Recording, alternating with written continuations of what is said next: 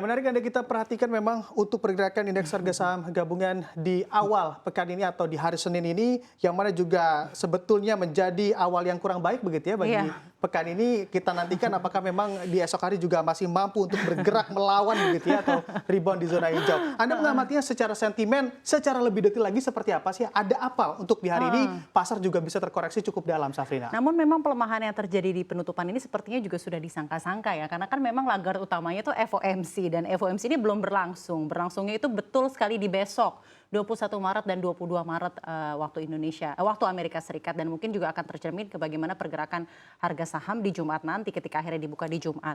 Cuman kalau kita lihat memang pergerakan hari ini kita pantau bersama, sesi 1-1 ditutup di 0,81%, bahkan juga pelanjutan pelemahannya terlanjut lagi di perdagangan sesi 2. Tadi di jam 2 itu sempat melemah di level terendahnya itu di 6.587, Bram.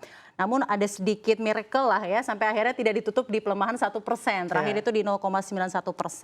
Low-nya itu di 6.500 di hari ini dengan 346 saham melemah, 175 berhasil menguat dan 189 stagnan. Jadi seperti yang Anda sampaikan memang ini trennya pelemahan gitu ya. Sampai kapan ya? Sampai FOMC gitu ya. Itu faktor eksternal yang luar biasa utama menjadi lagar dari IHSG sendiri. Namun kalau kita melihat secara teknikal, sebenarnya kan support level IHSG ini di 6.550. Jika ini berhasil tembus, itu yang perlu patut diwaspadai. Karena kan geraknya kan memang begitu sideways.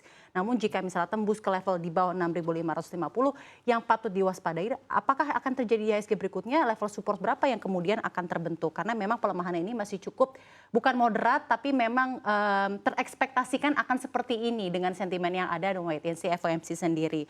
Di satu sisi juga sektor andalan, IHSG juga kita lihat masih menjadi laggard gitu ya. Untuk perbankan juga beberapa melemah, komoditas juga melemah di hari ini. Tadi kalau seperti yang juga kita lihat bersama, hanya sektor apa tadi yang sempat menguat ya, bahkan di 0%-an saja. Kita lihat semuanya sektor bahan baku begitu ya. Sektor bahan baku saja yang sempat melemah, dan bahkan juga ada beberapa market cap emiten yang begitu besar.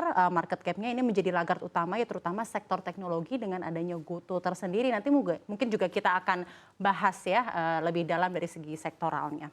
Oke, berarti juga dapat diartikan gongnya nanti begitu ya di hari Jumat. Betul. Karena hari Jumat ini sangat krusial sekali. Karena Rabu dan Kamis libur. Iya, Rabu dan Kamis libur. Jumat biasanya juga ada aksi profit taking. Iya, betul sekali. Gongnya memang The Fed nanti arahnya akan kemana? Arahnya gitu ya? bagaimana? Itu transaksi semua di akhir pekan ini, di Jumat ini. Betul sekali. Tapi terkait arah The Fed begitu ya, Safrina. Anda melihatnya banyak juga saat ini opini yang mana juga The Fed akan menahan suku bunga acuan karena kejatuhan bank-bank di Amerika Serikat. Dan juga nantinya The Fed akan dovish secara sementara. Tapi ada juga mayoritas bahkan dengan adanya kondisi saat ini, The Fed juga masih akan menaikkan sebesar 25 basis point. Anda melihatnya untuk ekonom-ekonom yang mana juga sudah memberikan pernyataannya, nantinya akan lebih kemana arah The Fed? Iya, karena kan kalau hawkish itu juga sepertinya masih akan terus berlanjut ya, Bram. Karena kan memang target dari The Fed sendiri ini kan sama seperti bank sentral pada umumnya, di mana bank sentral itu targetnya adalah mengendalikan inflasi, inflation targeting framework. Dan di Amerika Serikat sendiri memang setting up-nya inflasi itu di 2%. Beda sama Bank Indonesia yang mungkin 3 plus minus 1% gitu ya. Nah 2% ini masih begitu jauh. Saat ini terakhir di Februari 2023 itu kalau tidak salah, Bram, inflasi Amerika itu di 6%. Walaupun ini ada tren penurunan sendiri dari Desember dan Januari di 6,5 dan 6,4%. Tapi tentunya masih ada gap sekitar 4% nih. 4% dari inflasi yang ditargetkan di 2% sendiri untuk terjadi di Amerika Serikat. Jadi masih akan hawkish. Nah masih akan hawkish. Ini pertanyaan berikutnya adalah kenaikannya ini akan berlangsungnya signifikan dalam waktu yang singkat ataukah perlahan-lahan dalam temper yang lebih lama gitu kan. Jadi memang lebih kepada keputusan dari Gubernur The Fed Jerome Powell ini saja sih. Jadi konsensus pasar memang terbelah-belah. 60% mengatakan dengan apa yang terjadi seperti yang tadi Anda sampaikan juga, Bram, dengan kolapsnya perbankan SVB, Signature Bank dan Silvergate Bank ini memang jadi seperti tidak akan hawkish karena kan era suku bunga tinggi ini juga berdampak begitu buruk terhadap performa perbankan.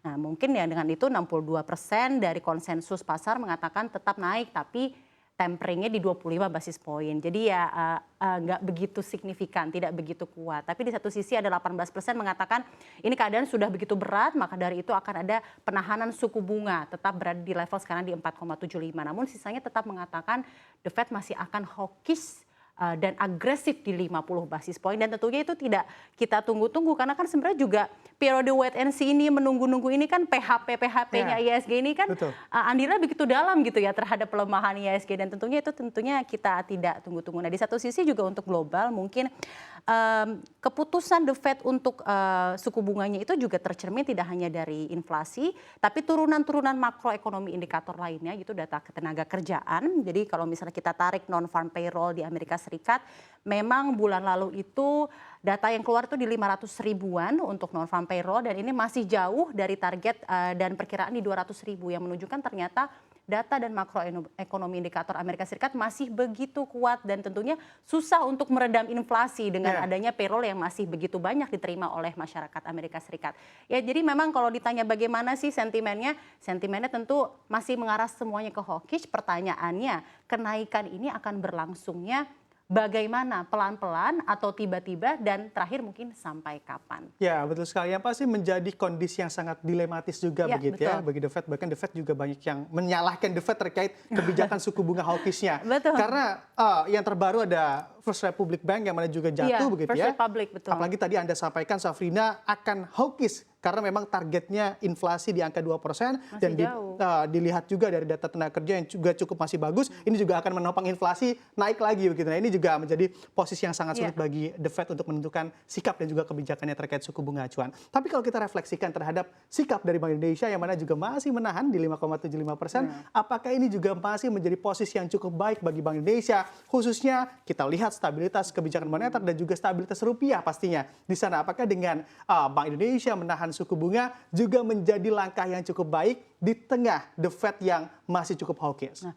dalam hal Bank Indonesia ini kita melihat sebenarnya kan memang ada dependensi, tidak kita sebutnya tidak dependensi, tapi memang transmisi kebijakan dan translasi dari apa yang terjadi di global ini juga mungkin akan berpengaruh terhadap apa yang terjadi di Bank Indonesia. Sebenarnya juga kan kalau kita lihat memang nilai tukar mata uang rupiah ini juga sangat-sangat berpengaruh juga terhadap strong dollar index. Sebenarnya bagaimana? Namun Bank Indonesia sendiri, seperti yang Anda bilang tadi kan, memang sudah menahan suku bunganya di 5,75%, begitu berani tetap pada stance-nya, inflasi masih terjaga, nilai mata uang rupiah walaupun pelemahan cukup moderat di 15.000 sampai 15.500. Maka dari itu memang Bank Indonesia dengan ketetapan bahwa berada di 5,75% itu, pelaku pasar mengatakan bahwa ini keputusan yang masih tepat dan prudent juga. Karena di satu sisi juga selain suku bunga, instrumen moneter yang dimiliki Bank Indonesia itu tidak hanya suku bunga, tapi juga kan ada kebutuhan lainnya. Seperti tadi kan Maret ini juga meluncurkan term deposit falas untuk menjaga stabilitas keuangan. Di satu sisi juga memang inflasi walaupun sekarang masih berada di 5%, namun juga Pak Peri Warjio mengatakan pada semester akhir 2023 ini akan terjadi penurunan dari inflasi sendiri di kisaran 3 ± 1%. Jadi mengacu pada makroekonomi indikator seperti rupiah dan juga seperti inflasi yang memang masih dalam rentang terjaga, rasa-rasanya menetapkan di 5,75% itu juga masih menjadi hal yang baik. Seiring dengan baru terpilihnya juga ya Gubernur Bank Indonesia kembali Pak Peri Warjio ini dipilih kembali sebagai Gubernur Bank Indonesia yang dipilih dalam 2 periode. Ini pertama kalinya loh Bram. Dalam sejarah BI masuk ke dalam era independensi sejak 1999. Walaupun tentunya dengan terpilihnya kembali ini membuat Pak Peri Warjio sepertinya harus memiliki PR yang begitu besar untuk menjaga makro prudensial dan kebijakan dan stabilitas moneter tentunya di Indonesia. Ya, karena peran begitu ya sebagai bank sentral, apalagi Bank Indonesia begitu di saat kondisi yang tentunya dari global sebetulnya bisa dikatakan kurang baik begitu ya. Nah, ini langkah yang tidak tepat sedikit saja tentunya dapat mempengaruhi dari stabilitas keuangan ataupun moneter di tanah air. Jadi kalau kita lihat secara kerjanya begitu Pak Peri memang sudah terlihat begitu ya. Patut juga diberikan penghargaan begitu ya untuk 2 periode berturut-turut karena memang sudah berhasil menyelamatkan Indonesia yang mana untuk kebijakan moneternya juga masih terjaga. Kita lihat juga inflasi juga masih dalam kisaran yang moderat, cukup terjaga begitu Safrina. Nah, kalau misalnya kita bicara terkait sektoral, kita kembali lagi ke pasar ISG begitu ya di hari ini. Untuk secara sektoral yang menarik untuk diamati di sektor mana saja Safrina? Pertama tentunya sektor perbankan, karena kan memang apa yang terjadi di global ini kan juga semuanya itu lagi momok utamanya perbankan, kolapsnya perbankan, lalu era suku bunga tinggi, semuanya ini berpengaruh terhadap sektor perbankan. Kalau kita pantau bersama mungkin sektor perbankan dan finansial Indonesia kita lihat bersama. Finansial saat ini per hari ini melemah 0,8%, juga memang dibarengi oleh beberapa pergerakan emiten-emiten ya. Emiten-emiten kita lihat bersama, mungkin emiten-emiten dari bank-bank big caps yang menjadi bank big caps bank buku 4 juga seperti apa kita lihat bersama. Mungkin Bram memang lebih banyak memerah ya. Bank Mandiri ini melemah 0,99, BRI 0,41%, BNI 0,28%, dan BCA bisa menguat moderat di 0,3%. 3%. Ini karena apa ya? Karena wait and see ini apa yang terjadi FOMC besok ini juga masih akan tentunya menjadi pemberat tersendiri terhadap pergerakan dari sektor perbankan. Cuman kalau misalnya harga emiten itu kan sebenarnya juga tidak semestinya terprice in tentang apa yang terjadi ke fundamental perbankan itu. Karena sebenarnya selama tahun 2023 ini banyak dari researcher, banyak ekonom juga mengatakan performa dari perbankan di Indonesia masih akan begitu baik. Tahun lalu kan juga membukukan profit yang begitu baik, net interest margin juga masih begitu tinggi. Di satu sisi PPKM juga sudah dibuka, konsumsi masyarakat Indonesia juga akan lebih ter-encourage lah untuk tahun ini. Maka dari itu juga dalam hal fundamental sendiri perbankan Indonesia terutama saham big caps yang menjadi jagoan lah untuk IHSG ini, fundamental bisnisnya akan begitu baik di tahun ini walaupun ternyata ada era suku bunga tinggi. Ini apa yang diprediksikan oleh pelaku pasar. Di satu sisi juga masih akan ada kemungkinan besar untuk all time high dalam hal performa kebijakan perbankan. Jadi dalam hal performa keperbankan sendiri. Jadi memang kalau misalnya kita lihat pelemahan ini memang jatuhnya fluktuatif daily, tapi long term sendiri untuk perbankan di tahun ini nampaknya juga masih akan memiliki prospek yang begitu baik walaupun ada begitu banyak uncertainties. Di satu sisi mungkin kita lihat komoditas. Bram, kalau di 2022 komoditas mungkin secara sektoral kita lihat bersama ya. Kalau misalnya sektoral tahun 2022 lalu kan sepertinya sektor komoditas ini mendapat angin segar dengan adanya harga ya. Harga dari windfall commodity, bahkan batu bara juga menyentuh 400, harga-harga anomali. Sekarang kan memang terjadi penurunan begitu signifikan terakhir di 175 US dollar.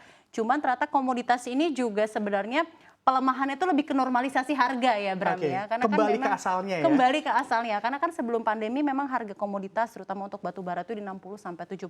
Jadi kalau kita lihat memang pelemahannya itu memang pasti terjadi karena 2022 sudah terjadi hal yang begitu anomali. Namun kita lihat bersama di pergerakan hari ini, mungkin silahkan Bram dipantau bersama seperti apa untuk Bayan Resource. Ya, kalau kita perhatikan juga gitu ya, untuk mayoritasnya memang berada di zona merah, tapi juga melihat begitu pernyataan dari berbagai pelaku yang mana juga bergerak di sektor komoditas batubara, ini juga akan ada peningkatan permintaan yang mana juga nanti begitu ya saat pemulihan ekonomi China juga sudah berjalan dengan baik, dan kalau kita perhatikan saat winter yang mana juga dikatakan juga akan kebutuhannya juga akan lebih banyak. Nah, kalau misalnya dari sektor teknologi ini juga ada yang menarik yang mana juga tadi sudah disampaikan oleh Safrina di awal, Gotoh hari ini lesu sekali dan juga berkontribusi cukup banyak dan juga negatif tentunya di pasar IHSG hari ini. Kalau melihat sektor teknologi, apakah memang Anda dihubungkan dengan kejatuhan bank yang mana juga ada Silicon Valley Bank? Nah, ini menarik sekali untuk seperti ini. It's really nice insight juga ya Bram, karena kan sebenarnya Silicon Valley Bank ini adalah kreditur utamanya itu majority adalah technological companies. Jadi sebenarnya timbul probably not necessarily transmission channel yang terjadi karena mungkin Silicon Valley Bank tidak menyalurkan dananya ke Gotoh, tapi lebih kepada kayak sentimen psychological apa yang terjadi ke pelaku pasar. Karena kan kita ketahui dalam hal sektor teknologi ini technological companies itu masih dipertanyakan fundamentalnya, path to profitability-nya juga masih dipertanyakan. Sebenarnya mereka ini lebih ke burning atau sebenarnya juga profitability-nya masih begitu jauh karena kita lihat Gotoh seperti yang juga sudah tadi Anda berikan insight sedikit, hari ini menyentuh ARB-nya di 6,9%, Gotoh sesi 1 ini melemah 6,03, bahkan ini melemah di 15,08 indeks point untuk IHSG di sesi 1 tadi, dan saham Gotoh ARB sekarang di 6,9%, ARB pada hari ini terjadi setelah padahal akhir pekan lalu itu ada nilai transaksi pembelian jumbo nih Bram, sekitar 3 triliun rupiah, dan transaksi jumbo ini dilakukan pada sesi pra penutupan perdagangan Jumat pekan lalu. Nah pertanyaan ini dari siapa sih yang membeli 3 triliun rupiah ini kan di Jumat? Nah pertama itu investor via broker JP Morgan, lalu di posisi kedua itu ada yang beli lewat CGS CIMB Sekuritas, di posisi ketiga itu ada yang beli dari Mansek. Jadi ada 3 triliun sendiri. Nah ini kenapa nih bisa terjadi sih tiba-tiba ada pembelian 3 triliun ini? Apakah lebihnya ke penyelamatan dari harga saham itu? Ternyata juga kalau kita pantau ini masih mengenai adanya review semi tahunan indeks FTSE Asia Pasifik yang efektif penutupannya di Jumat lalu. Jadi penutupan Jumat lalu Gotoh sendiri bersama MDKA ini masuk ke dalam indeks large cap FTSE, dan kemungkinan fund yang terjadi 3 triliun rupiah ini juga bisa saja volume transaksi Gotoh tiba-tiba melejit jelang penutupan Jumat karena ada perdagangan sebesar 3 triliun. Namun juga kalau kita lihat sektor teknologi tahun ini, Bram, sepertinya juga masih akan berat karena kan era suku bunga tinggi belum berakhir dan tentunya berpengaruh juga karena juga masih ada pertanyaan teknologi ini seperti apa sih fundamentalnya, apakah masih cash burning atau sebenarnya juga path to profitability juga masih dipertanyakan. Jadi memang ya all in all sepertinya teknologi bukan menjadi sektor yang memiliki prospek begitu baik di tahun ini. Oke, mungkin bisa dianalisa juga andai memang para pelaku pasar memilih untuk investasi jangka panjang karena kalau dilihat prospek secara jangka panjang sebetulnya teknologi adalah sektor yang mana juga nyata begitu ya terkait semuanya juga kalau kita lihat secara tahun ke tahun ada perubahan teknologi di sana apalagi ditambah akselerasi dari adanya pandemi COVID-19 nyatanya juga sempat membuat emiten dari teknologi ini juga terbang begitu. Mungkin yang patut diwaspadai lebih ke era suku bunga tinggi ya, sama kan selama suku bunga tinggi masih tinggi mungkin masih akan sulit untuk bergerak menguat. Betul gitu ya. sekali. Terima kasih Safrina, lengkap sekali Market Focus dari Anda sore hari ini.